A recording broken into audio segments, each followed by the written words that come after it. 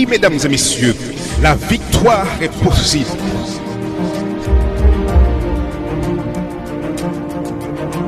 Ne perdez pas espoir.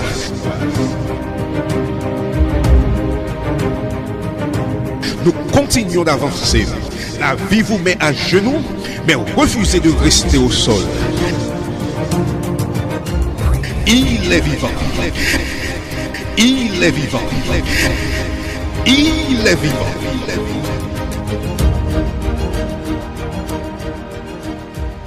Mesdames et messieurs, RJV vous présente votre conférence biblique Voici ton Dieu.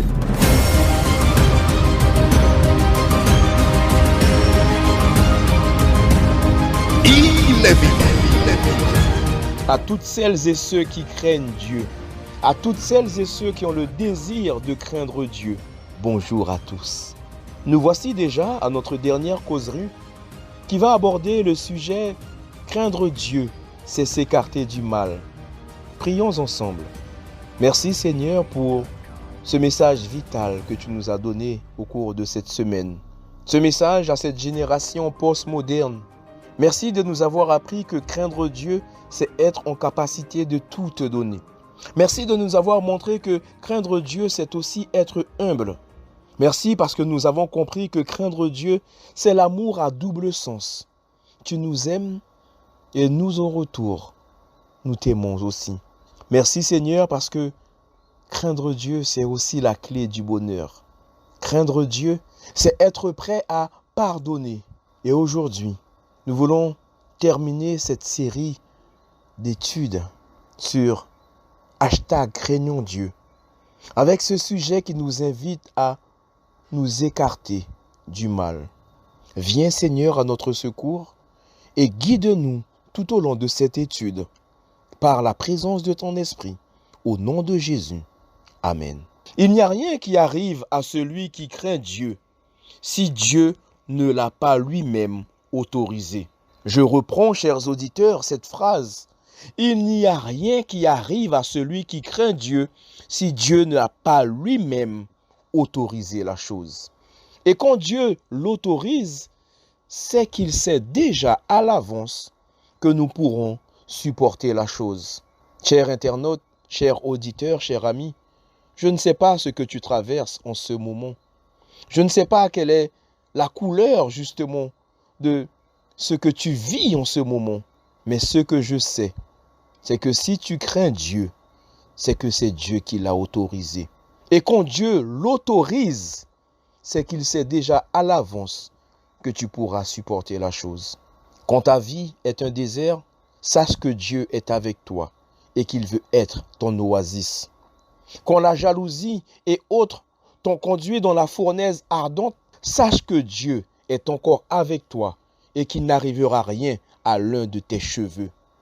Quand la méchanceté des hommes t'amène dans la fosse aux lions, continue à craindre Dieu, car lui seul est capable de fermer la gueule des lions. Quand nous lisons Apocalypse 15, versets 4 à 8, les derniers moments du drame sont révélés. L'intervention de Dieu en faveur de ses enfants sous forme de 7 fléaux est sur le point d'être accomplie. Qui ne craindrait, Seigneur, et ne glorifierait ton nom, car seul tu es saint, et toutes les nations viendront et se prosterneront devant toi, parce que tes jugements ont été manifestés. Après cela, je regardais et le temple du tabernacle du témoignage fut ouvert dans le ciel. Et les 7 anges qui tenaient les 7 fléaux sortirent du temple, revêtus d'un lin pur, éclatant et ayant des ceintures d'or autour de la poitrine. Et l'un des 4 êtres vivants donna aux 7 anges 7 coupes d'or pleines de la colère du Dieu qui vit au siècle des siècles. Et le temple fut rempli de fumée à cause de la gloire de Dieu et de sa puissance. Et personne ne pouvait entrer dans le temple jusqu'à ce que les 7 fléaux des 7 anges fussent accomplis. Les 7 anges disposent des 7 plaies qu'ils vont déchaîner sur la terre. Ils sortent du temple, ils sont les révélateurs des suprêmes desseins de Dieu. Ils sont vêtus comme le souverain sacrificateur et comme le Christ lui-même dans la vision initiale. Le temps de la grâce est passé. La justice doit avoir son cours. Dieu n'accueille plus ceux qui viendraient encore implorer son pardon ou intercéder en faveur des coupables. Quand nous lisons Apocalypse 16, versets 1 et 2, il est dit « Et j'entendis une voix forte qui venait du temple et qui disait aux 7 anges, « Allez, et versez sur la terre les 7 coupes de la colère de Dieu. » Le premier alla, et il versa sa coupe sur la terre. Et un ulcère malin et douloureux frappa les hommes qui avaient la marque de la bête et qui adoraient son image. Quel est le premier fléau? Un ulcère malin. Est-ce Dieu qui a inventé cela, chers amis? Allons dans Job 1er, verset 1er. Il y avait dans le pays d'Uz un homme qui s'appelait Job. Et cet homme était intègre et droit. Il craignait Dieu et se détournait du mal. Au chapitre 2, les versets 6 et 7, l'Éternel dit à Satan, « Voici, je te le livre. Seulement épargne sa vie. » Et Satan se retira de devant la face de l'Éternel. Puis il frappa Job d'un ulcère malin, depuis la plante du pied jusqu'au sommet de la terre. Quelle coïncidence! Voilà que nous retrouvons cet ulcère malin mentionné dans Apocalypse, dans Job maintenant, au chapitre 2, verset 7. Pourquoi Dieu dit-il à Satan, « Voici, je te le livre, seulement épargne sa vie » ? Parce que Satan disait à Dieu que Job te sert parce que tu le bénis. Frapper les gens d'un ulcère malin vient du diable, cher ami. Et c'est la même chose qu'il veut faire à la fin des temps. À la fin des temps, il y aura un groupe d'hommes, de femmes, de jeunes, d'enfants qui craignent Dieu et cela va agacer l'ennemi. Plus l'ennemi nous frappe, plus nous devrions craindre Dieu. Amen. Car plus nous craindrons Dieu et plus nous nous relèverons après chaque coup de l'ennemi.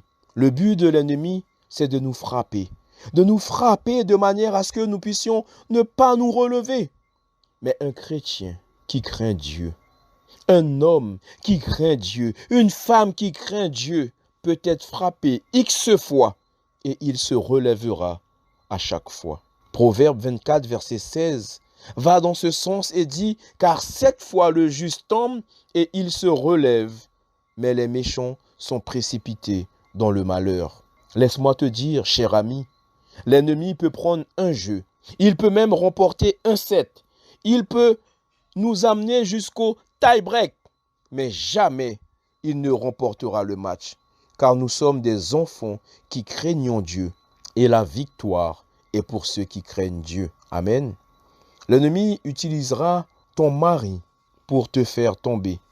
Il utilisera tes enfants pour te faire succomber. Il utilisera un collègue de travail, un patron en qui tu as confiance pour te terrasser. Il peut utiliser tonton, tati, neveu, nièce, cousin, cousine pour t'engloutir. Il utilisera un frère ou une sœur d'église pour te décourager. Il est même capable d'utiliser un dirigeant d'église, ancien pasteur, président, pour te dégoûter de l'église. Mais tu sais quoi, mon ami? Quand je crains l'Éternel des armées, l'ennemi peut en aucun cas toucher ma relation avec Dieu. Quand tu crains l'Éternel des armées, l'ennemi ne peut en aucun cas toucher ta relation avec Dieu. Lorsque je suis un enfant de Dieu, je ne suis pas dans la vengeance. Je n'ai pas besoin de gris-gris. Si tu as un collier qui soi-disant te protège, jette-le car ta protection est en Dieu et en Dieu seul. Lorsque je suis un enfant de Dieu et que je le crains, je ne vais pas voir les devins.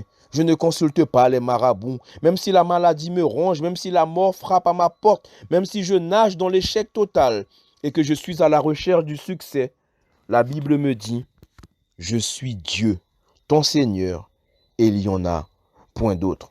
Quand je suis un enfant de Dieu, si mon enfant est malade, tourmenté par de mauvais esprits, pourchassé par de vieux rêves, puisque je crains Dieu, je lève mes yeux vers lui, car de lui seul peut venir mon secours, et en lui seul, je mets toute ma confiance. Chers amis, ceux qui craignent Dieu, Dieu met un miroir devant eux, et tout le mal retourne contre ceux qui voulaient nous le faire. Proverbe 16, verset 6 nous dit « Par la bonté et la fidélité, on expie l'iniquité, et par la crainte de l'Éternel, on se détourne du mal. » Proverbe 8, verset 13 « La crainte de l'Éternel, c'est la haine du mal. » Oui, craindre Dieu, c'est s'écarter du mal. En Job 1, verset 8, l'Éternel dit à Satan « As-tu remarqué mon serviteur Job ? Il n'y a personne comme lui sur la terre. C'est un homme intègre et droit, craignant Dieu et se détournant du mal. » Job 28, verset 28 dit « Puis il dit à l'homme, voici la crainte du Seigneur, c'est la sagesse. S'éloigner du mal, c'est l'intelligence. » L'avertissement d'Élie dans 1 Roi 18, verset 21 prend tout son sens. « Jusque à quand clocherez-vous des deux côtés? Si l'Éternel est Dieu, allez après lui.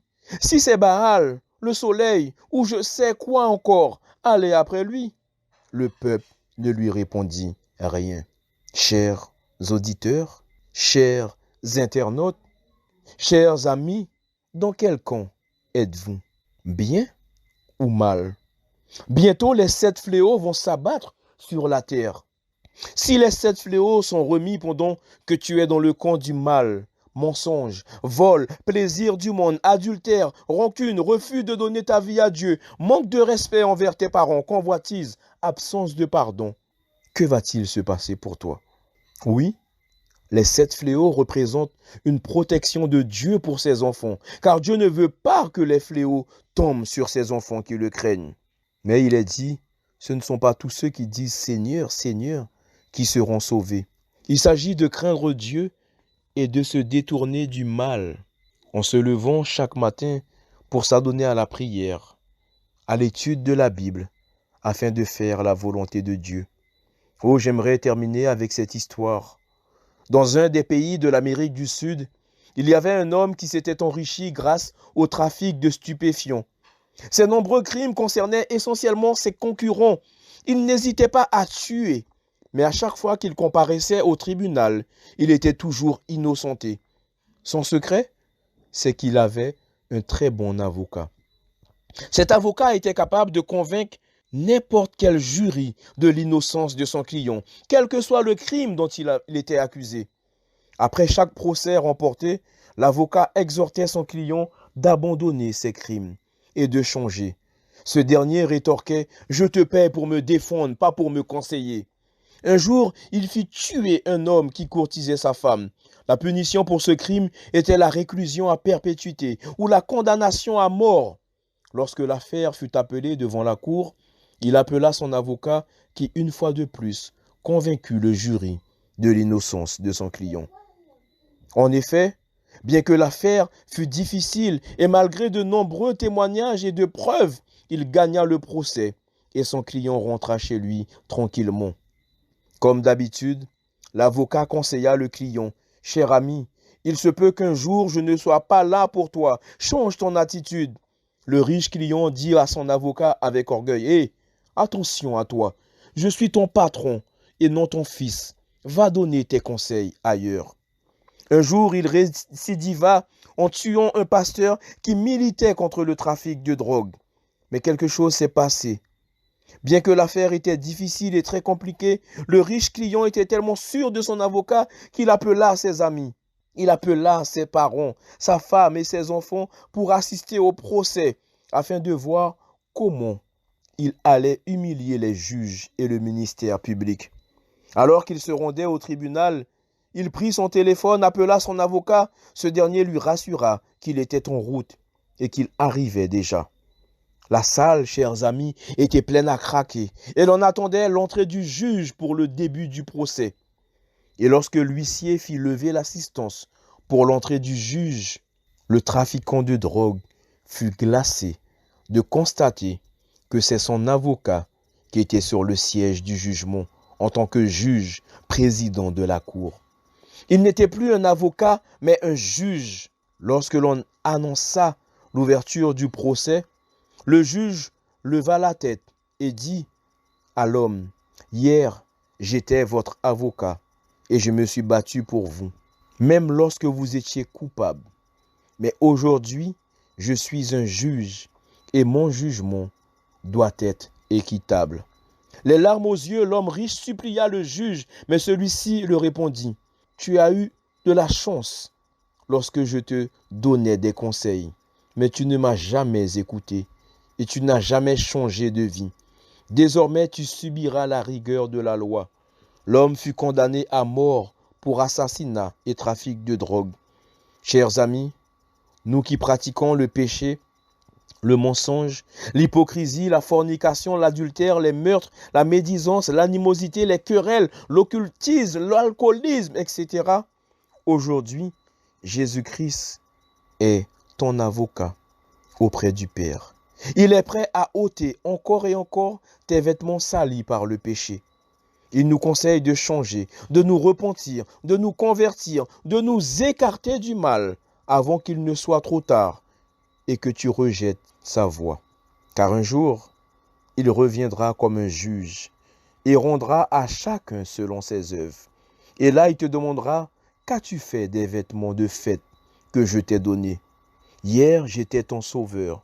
Hier, j'étais ton avocat. Et quelle que soit la boue du péché où tu étais tombé, je pouvais laver tes vêtements dans le sang de l'agneau.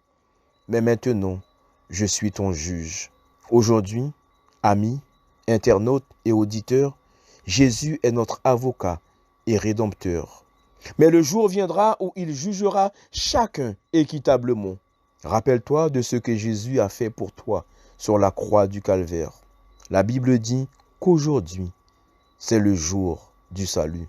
Maintenant, c'est le moment opportun pour recevoir le Seigneur Jésus-Christ comme ton sauveur. Veux-tu l'accepter? Prions Dieu afin qu'il t'aide à faire le bon choix. Merci Seigneur. Merci parce qu'aujourd'hui, tu nous apprends que non seulement tu veux être notre avocat, non seulement tu es notre avocat, mais Seigneur, tu es prêt à laver nos vêtements salis dans la boue du péché. Aide-nous Seigneur à faire le choix d'accepter cette proposition, car il arrivera un jour où tu déposeras, Seigneur, cette tunique d'avocat pour revêtir celle de juge. Oh, grande sera la déception, grande sera, Seigneur, aussi les cris, mais tandis que nous avons cette opportunité aujourd'hui. Aide, Seigneur, tous ceux et toutes celles qui entendent ce message à pouvoir accepter d'avoir Jésus comme avocat. Au nom de Jésus, Amen. Un grand merci à vous pour votre fidélité à ce programme et que le Seigneur vous bénisse et que vous soyez également une bénédiction pour tous les autres. C'était votre conférence biblique « Voici ton Dieu ». Si vous avez besoin d'un éclairage, si vous voulez connaître davantage, si vous avez une question, l'équipe « Voici ton Dieu » est à votre disposition. N'hésitez pas à nous contacter par WhatsApp ou SMS au 06 94 233 352 06 94 233 352 ou alors par mail à evangiledevie.bible@gmail.com evangiledevie.bible@gmail.com. Nous vous remercions de votre écoute et à bientôt sur RJV. Cherche ton chemin, le cœur brisé, déchiré et découragé. Je sais ce n'est pas facile, je comprends ce que tu vis. Tu te crois abandonné à combattre une armée. Dieu a un plan pour toi. Dieu a un plan, son amour est pur, son cœur est bon, et souviens-toi toujours